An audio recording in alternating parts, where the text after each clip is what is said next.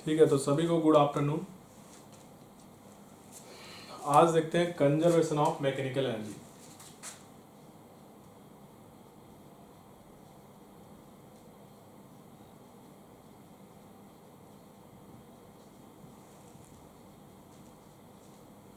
Conservation of mechanical energy क्या बोलता है कि इनिशियल एनर्जी जितना रहेगा सिस्टम का उतना ही फाइनल भी रहेगा। मतलब initial potential energy plus initial kinetic energy ये बराबर होगा final potential energy plus final kinetic energy के। क्लियर है? Initial potential energy plus initial kinetic energy equal to final potential energy plus final kinetic energy. बहुत important है, इसको याद रखना है। इसके अलावा कुछ कुछ चीजें और हम लोग जानते हैं, जैसे कि वर्क एनर्जी थ्योरम जानते हैं हम लोग। वर्क एनर्जी थ्योरम क्या था?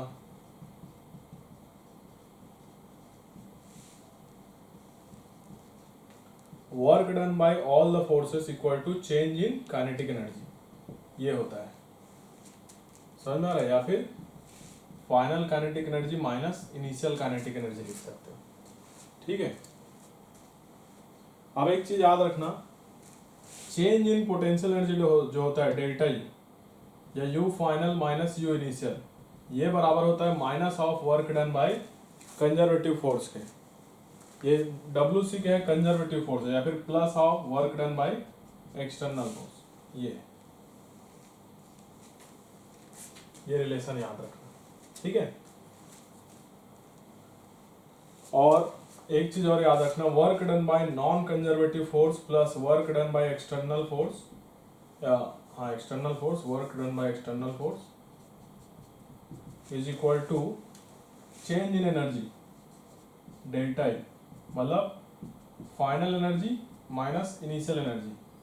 तो फाइनल काइनेटिक एनर्जी और potential energy minus initial potential energy plus initial kinetic energy, ये होता है। ठीक है,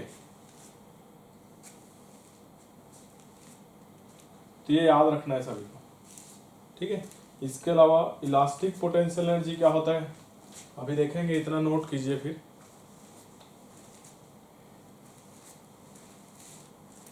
नोट करो जल्दी से।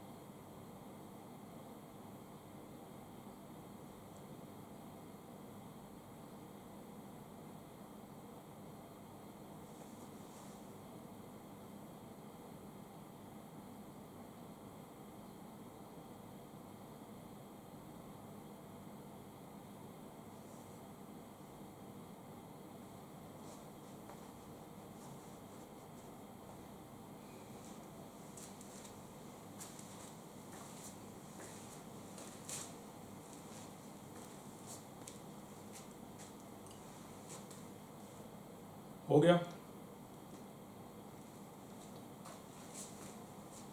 चलो अब याद रखना कुछ चीजें और।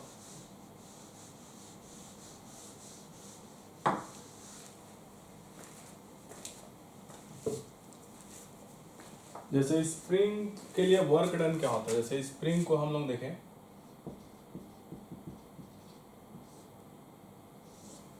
तो सपोज करो यहाँ पर एक स्प्रिंग है, इस तरीके से ब्लॉक से कनेक्ट कर, मान लो ये अभी अपने नेचुरल लेंथ में के इसका स्प्रिंग कांस्टेंट है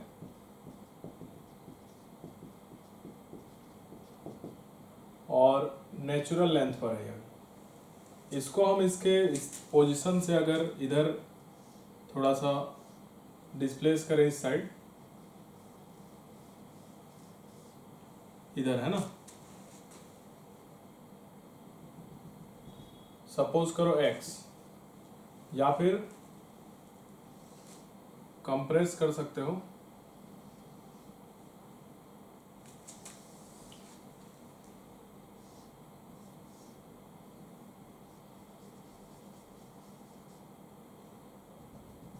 सपोज करो x, ठीक है। ये एक्सपेंड कर रहे हैं, एक्सपेंशन बोल सकते हो, और एक कंप्रेशन। तो अगर हम इसको इसके नेचुरल लेंथ इधर एक्सपेंड कर रहे हैं तो स्प्रिंग इस पे फोर्स इधर लगाएगा, इधर Fs स्प्रिंग फोर्स। अगर कंप्रेस करोगे तो स्प्रिंग इधर अपोजिट डायरेक्शन में फोर्स लगाएगा Fs। तो इसका जो वर्क डन होता है, एक तो स्प्रिंग फोर्स याद रखना, ये होता है -kx, ठीक है। जो वर्क डन मिलेगा स्प्रिंग फोर्स का वो होता है -12kx²। इसको एक्सपेंड करो या फिर कंप्रेस करो। और जो पोटेंशियल एनर्जी होगा, पोटेंशियल एनर्जी ऊपर लिख देता हूँ, पोटेंशियल एनर्जी जो स्टोर होता है वो बराबर होता है माइनस ऑफ दिस वर्क, ठीक है। तो ये बराबर होगा 12kx², ये पोटेंशियल एनर्जी होगा। तो ये फॉर्मूला याद रखना है स्प्रिंग के लिए, नोट कीजिए जल्दी से।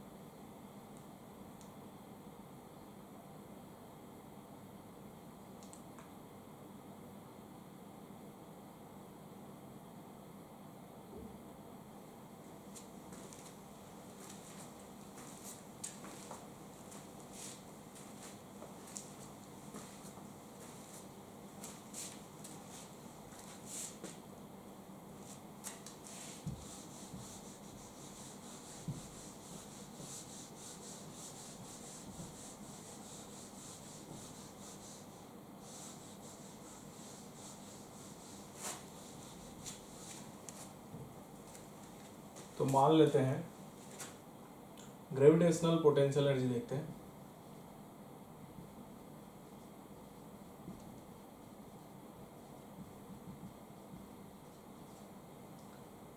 तो यहाँ पर एक ऑब्जेक्ट है, उसका 3 अलग अलग सिचुएशन देखते हैं।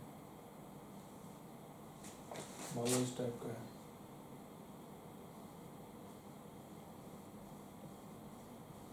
m मास का है, चेन है सपोज, ये अभी ग्राउंड पर ही रखा गया है, ठीक है। दूसरा सिचुएशन है, इसको हम यहाँ से कुछ हाइट यहाँ पर ले लेते हैं,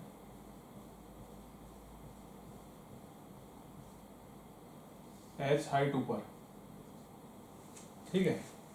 या फिर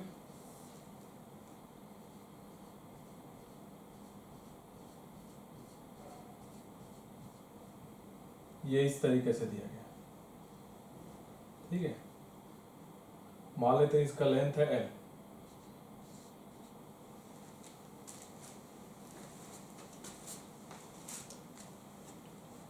तो पहला वाला सिचुएशन में पोटेंशियल एनर्जी बताना है। तो जब भी इस टाइप का क्वेश्चन दिया जाएगा, सबसे पहले आपको इसका सेंटर ऑफ मास चेक करना है। Check for centre of mass. Centre of mass आगे आएगा टॉपिक।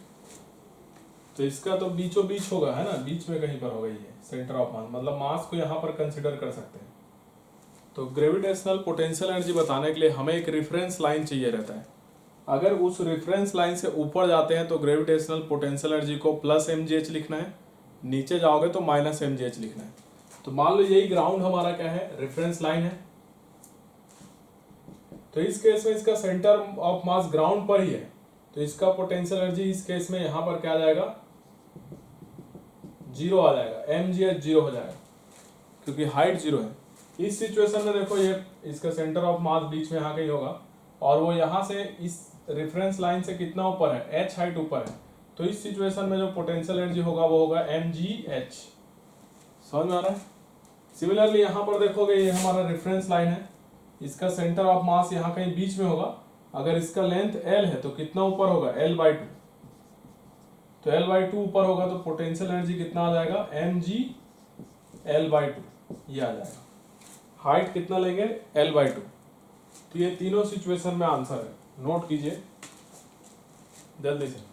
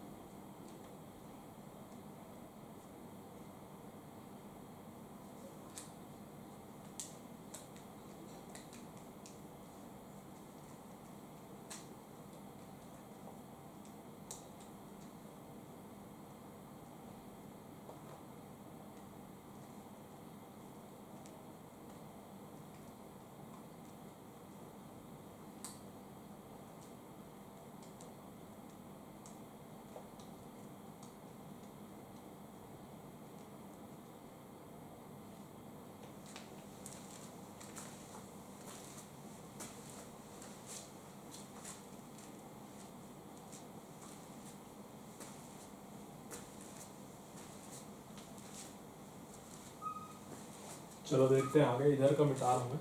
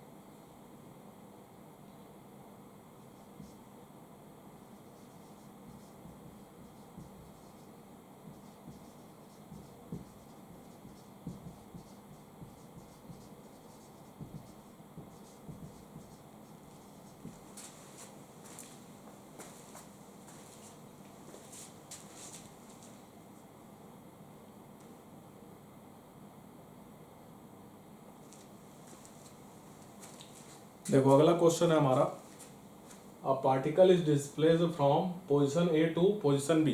पोजीशन ए से पोजीशन बी में उसको डिस्प्लेस किया गया है। तो पोजीशन ए पर उसका काइनेटिक एनर्जी और पोटेंशियल एनर्जी गिवन है, और पोजीशन बी पर उसका काइनेटिक एनर्जी और पोटेंशियल एनर्जी गिवन है। तो ए पर जो काइनेटिक एनर्जी है 50 जूल और पोटेंशियल एनर्जी -30 जूल है। बी पोजीशन पर काइनेटिक एनर्जी है 10 जूल और पोटेंशियल एनर्जी है 20 जूल। समझ में आ रहा है? तो हमें बताना है find work done by conservative forces क्या होगा, दूसरा बताना है ऑल फोर्सेस के द्वारा, और थर्ड हमें बताना है कंजर्वेटिव फोर्स को छोड़ के जितने फोर्सेस हैं उनके द्वारा हमें वर्क डन बताना है। ठीक है, चलिए बताइए, सॉल्व कीजिए। इधर का लिखिए।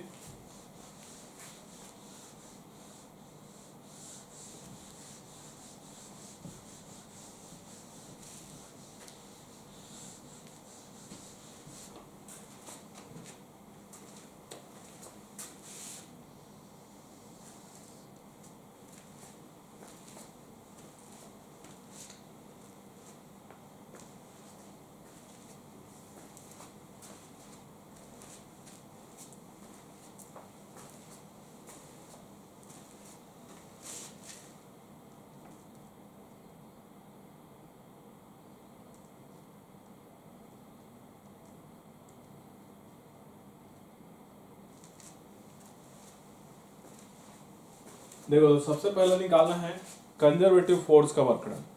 तो सबसे पहले निकालना है work done by conservative force. तो ये किसके बराबर होगा बताओ? Work done by conservative force किसके बराबर होगा? चेंज इन पोटेंशियल एनर्जी के बराबर होगा ना। अभी देखे थे चेंज इन पोटेंशियल एनर्जी किसके बराबर था? Minus of work done by conservative force. तो work done by conservative force होगा माइनस ऑफ डेल्टा यू के। तो ये किसके बराबर हो जाएगा? Minus U final minus U initial.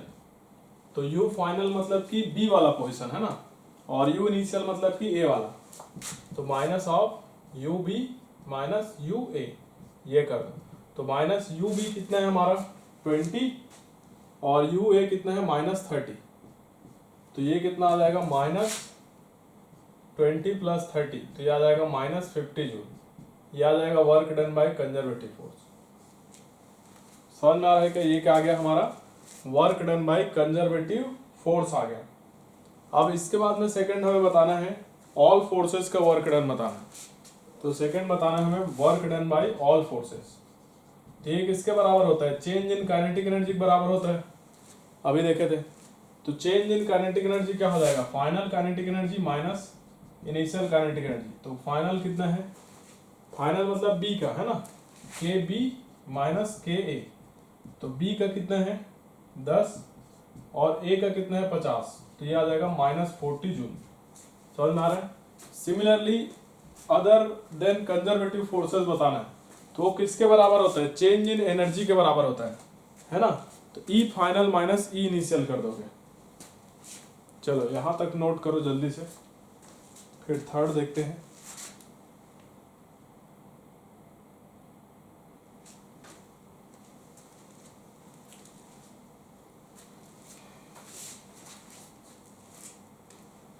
देखो ये वाला जो निकालना है ना, अदर देन कंजर्वेटिव फोर्स, ये जो वर्क होगा वो बराबर होगा चेंज इन एनर्जी के, मतलब final energy minus initial energy के बराबर।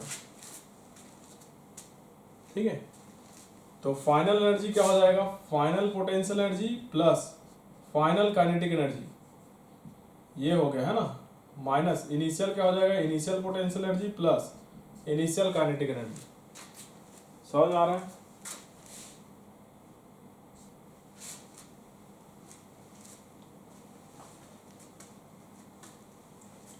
तो फाइनल का मतलब क्या है? यू बी प्लस के बी और माइनस ये क्या आ जाएगा? यू ए प्लस के ए, ये आ जाएगा।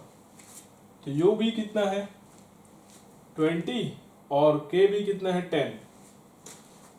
तो ये आ जाएगा 20 + 10 और माइनस यू ए कितना आ जाएगा? -30 + 50, -30 + 50। तो इसको सॉल्व कर लो, कितना आ जाएगा? 20 + 10 हो जाएगा 30 माइनस 50 माइनस 30 हो जाएगा 20, तो 30 माइनस 20 कितना हो जाएगा 10 जूल, ये आ जाएगा।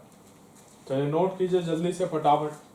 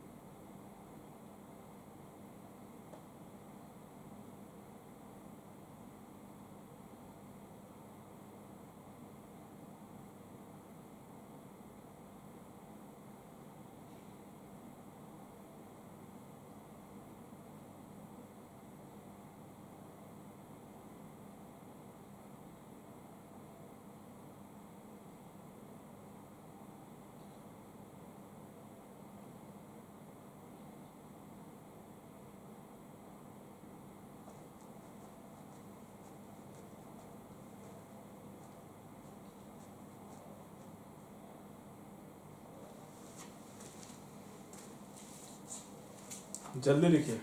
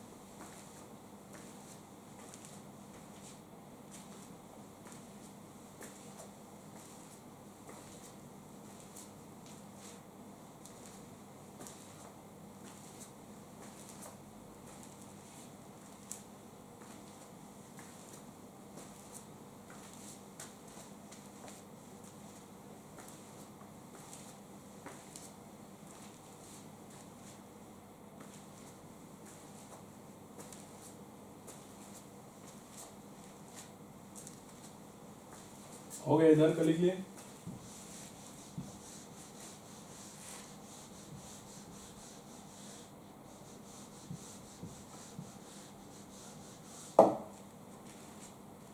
चलो एक अगला क्वेश्चन देखते हैं।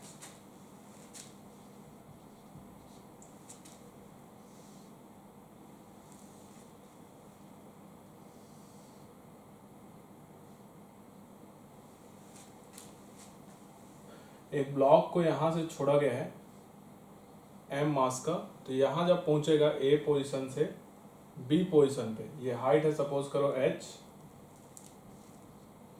तो इसका वेलोसिटी क्या होगा ये पूछा गया है। रेस्ट से छोड़ा गया है तो बताना है velocity of particle at b। Find velocity of particle at b। चलिए जल्दी कीजिए।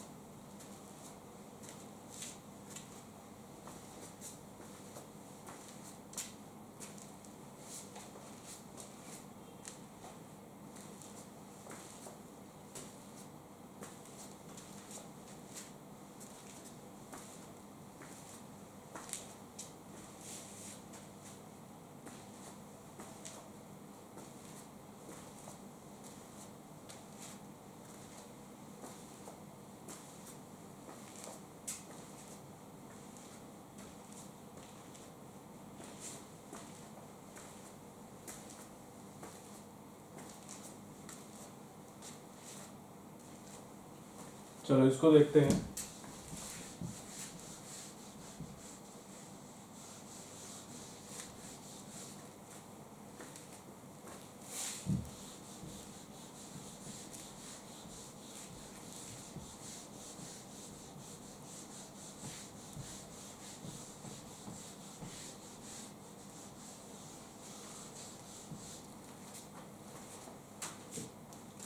यहां पर जो है कंजर्वेशन ऑफ एनर्जी अप्लाई करो, कंजर्वेशन ऑफ मैकेनिकल एनर्जी।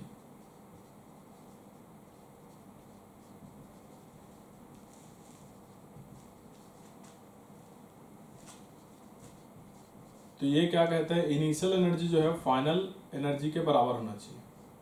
तो initial potential energy plus initial kinetic energy बराबर final potential energy plus final kinetic energy, ये होना चाहिए। तो इनिशियली रेस्ट पर है तो इसका वेलोसिटी क्या होगा, जीरो। तो इनिशियली इसके पास काइनेटिक एनर्जी क्या होगा, जीरो होगा। इनिशियल ये h हाइट पर है तो इसके पास पोटेंशियल एनर्जी होगा mgh, काइनेटिक एनर्जी होगा जीरो क्योंकि वेलोसिटी क्या है, जीरो। जब यहाँ पहुंचेगा, सपोज करो ये ब्लॉक, तो इसके पास इधर वेलोसिटी मान लेते हैं v। तो फाइनल यहाँ से देख रहे हैं ना, रेफरेंस लाइन ऊपर था इसलिए पोटेंशियल एनर्जी mgh, जब रेफरेंस लाइन पर आ जाता है ब्लॉक तो रेफरेंस लाइन पर पोटेंशियल एनर्जी क्या हो जाता है, जीरो। तो यहाँ पर इसका h क्या हो जाएगा, जीरो, तो पोटेंशियल एनर्जी जीरो हो जाएगा। तो फाइनल पोटेंशियल एनर्जी इसका हो जाएगा जीरो, लेकिन इसके पास वेलोसिटी है इस जगह पर, तो फाइनल काइनेटिक एनर्जी हो जाएगा हाफ एम वी स्क्वायर। मान लेते हैं वेलोसिटी यहाँ पर वी स्क्वायर है। तो यहाँ से देखो क्या मिल रहा है हमें, एम जी एच बराबर हाफ एम वी स्क्वायर मिल रहा है। समझ में आ रहा है, दोनों साइड से एम एम कैंसिल कर देते हैं, टू को इधर इंटू कर देते हैं, तो टू जी एच बराबर आ रहा है वी स्क्वायर। तो v बराबर कितना आ जाएगा, under root two g h, ये आ जाएगा। तो ये आंसर है। तो वेलोसिटी क्या होगा बी पॉइंट पर इसका, under root two g h. Note कीजिए, फिर अगला क्वेश्चन देखते हैं।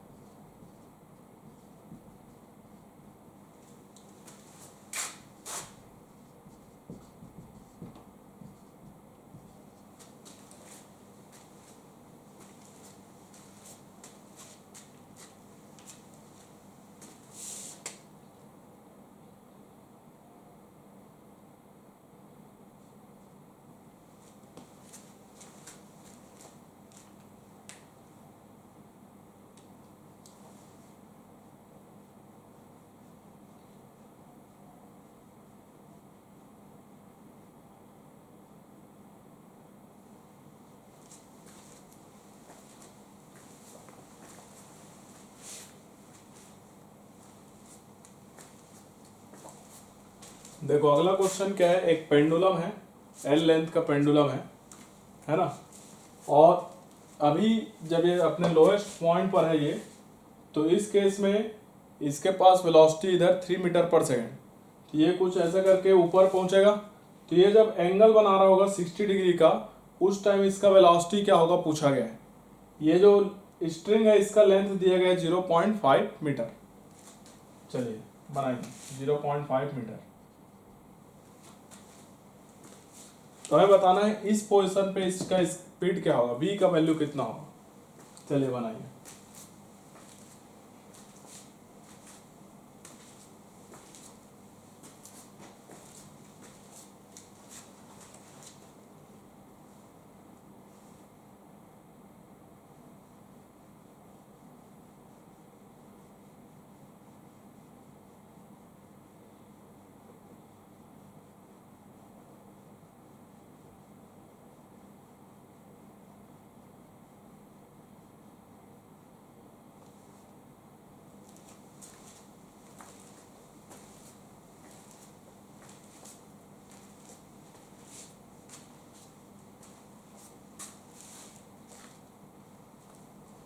इधर वाला हो गया।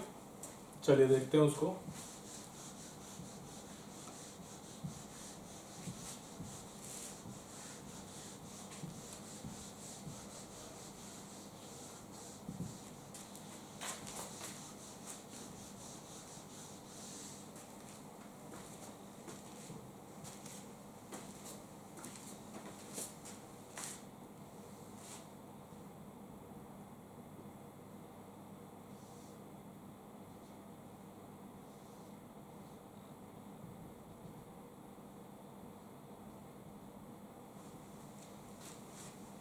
देखो सबसे पहला काम तो हमें ये करना है, हम इस वाले जगह को रेफरेंस लाइन मान के चल रहे हैं। इसी लाइन से हमें क्या बताना है, पोटेंशियल एनर्जी बताना है। रेफरेंस लाइन में पोटेंशियल एनर्जी क्या होगा, 0। अगर पार्टिकल यहाँ से ऊपर जाता है तो पोटेंशियल एनर्जी प्लस mgh, नीचे जाता है तो माइनस mgh। ये लेना है, आपको समझ में आ रहा है। तो ये जो पार्टिकल है ऊपर जा रहा है यहाँ से ऐसे करके, कितना ऊपर जा रहा है, ये हाइट हमें निकालना है कितना होगा। तो ये मैंने कल वाले क्लास में बताया था आप लोगों को, ये L है ना स्ट्रिंग का लेंथ L, तो इसका इधर वाला कंपोनेंट कितना होगा L cos थीटा, और यहाँ से यहाँ तक फिर स्ट्रिंग का लेंथ L है, तो यहाँ से L है, ये वाला L cos थीटा, ये टोटल L है, तो उसमें से L cos थीटा माइनस कर देंगे। देखो ये लेंथ है L, ये टोटल लेंथ भी L है, लेकिन इसका इधर कंपोनेंट करेंगे तो हमें ये वाला डिस्टेंस पता चलेगा, ये वाला। तो ये वाला कितना आता है L cos थीटा, समझ में आ रहा है। और फिर ये जो बचा हुआ लेंथ है ये कितना आ जाता है, ये टोटल L है, तो टोटल L में से L cos थीटा माइनस कर देंगे तो L minus L cos theta, या फिर इसमें से L कॉमन ले लो, ब्रैकेट में 1 माइनस cos थीटा, ये लेंथ है। तो इतना ऊपर गया है पार्टिकल, क्लियर है, ठीक है। मान लेते हैं इसका मास m है, तो यहाँ पर इसके पास इनिशियल वेलोसिटी u मान लेते हैं और फाइनल v मान लेते हैं। अब लगाते हैं कंजर्वेशन ऑफ एनर्जी।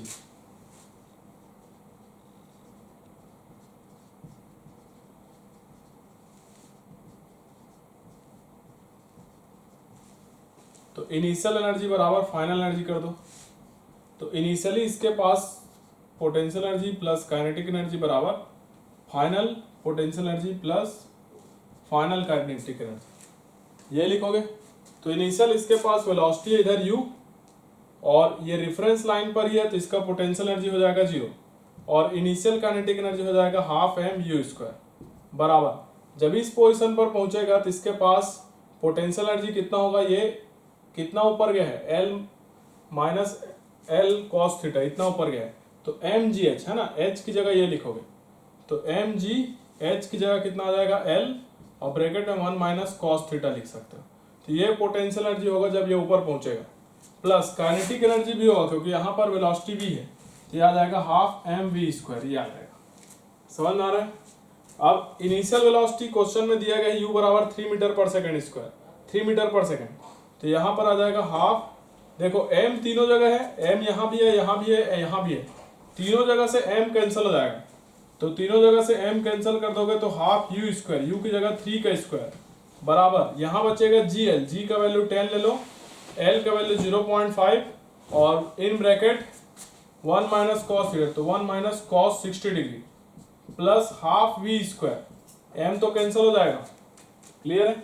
अब इसको सॉल्व कर लीजिए, 2 से इंटू कर दो पूरे इक्वेशन को, 2 से इंटू करेंगे तो यहाँ से 2 कैंसिल हो जाएगा, यहाँ से 2 कैंसिल हो जाएगा, यहाँ 2 का इंटू हो जाएगा, तो ये क्या आ जाएगा 3 का स्क्वायर 9 इज इक्वल टू 2, और 10 इंटू 0.5 कितना होगा 5, और 1 माइनस cos 60 कितना हो जाएगा, 1 माइनस cos 60 होता है 1/2 प्लस हाफ v², तो हाफ तो कैंसिल हो जाएगा, 2 से इंटू कर रहे हैं तो यहाँ आ जाएगा v², तो यहाँ देखो ये 9 आ जाएगा इज इक्वल टू ये 10 आ जाएगा, और ये 1 माइनस 1/2 होता है प्लस v², तो ये 9 is equal to 5 plus v² आ जाएगा, तो इधर माइनस करेंगे 9 माइनस 5 तो आ जाएगा 4 इज इक्वल टू v², मतलब कि v² बराबर 4 आ जाएगा, तो v कितना आ जाएगा 2 मीटर पर सेकेंड, तो इस जगह पर इसका वेलोसिटी हो जाएगा 2 मीटर पर सेकेंड। नोट कीजिए जल्दी से।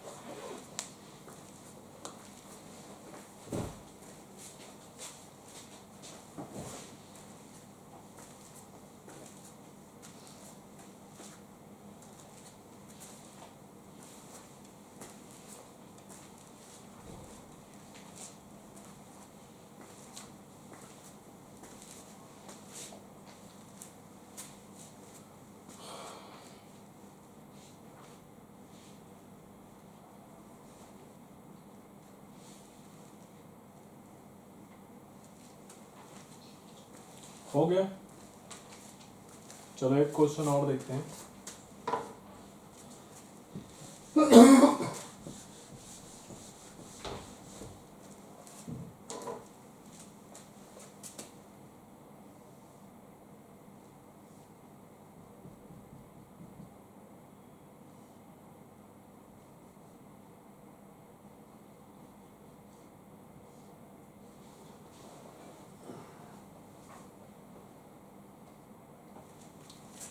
देखो एक स्प्रिंग है जो कि ऑसिलेट कर रहा है ऐसे, ठीक है, ऑसिलेट कर रहा है। जब ये अपने नेचुरल लेंथ पर होता है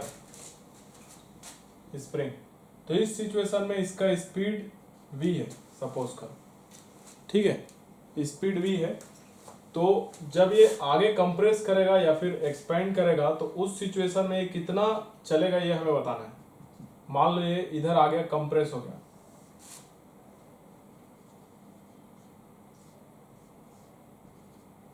समझ में आ रहा है?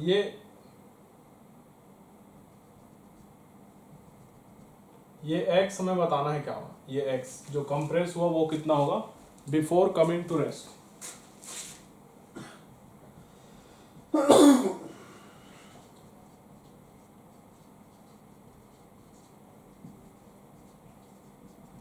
और इसका स्प्रिंग कांस्टेंट मान लो k। तो चलिए सॉल्व कीजिए।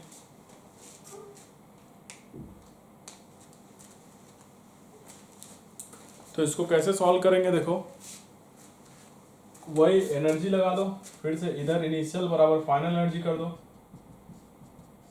तो इस सिचुएशन में नेचुरल लेंथ में जब होगा तो इसके पास केवल काइनेटिक एनर्जी होगा जो कि होगा हाफ mv²। और जब ये कंप्रेस करेगा स्प्रिंग को, यहाँ पर इसका वेलोसिटी 0 हो जाएगा और वो काइनेटिक एनर्जी इसको मिल जाएगा स्प्रिंग के रूप में, स्प्रिंग एनर्जी के रूप में स्टोर हो जाएगा। तो स्प्रिंग में एनर्जी कितना होता है, हाफ kx²। तो इनिशियल एनर्जी है हाफ mv², ये बराबर होगा हाफ kx² के। समझ में आ रहा है? तो हाफ से हाफ कैंसिल हो जाएगा तो बचेगा mv² = kx²। तो यहां से देख सकते हो, यहां से क्या लिख सकते हैं हम लोग, kx² बराबर mv²।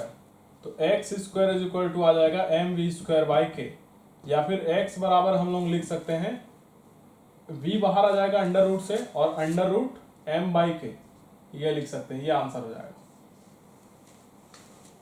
तो इसको भी नोट कीजिए और आज का क्लास यहीं तक रखते हैं। Thank you so much.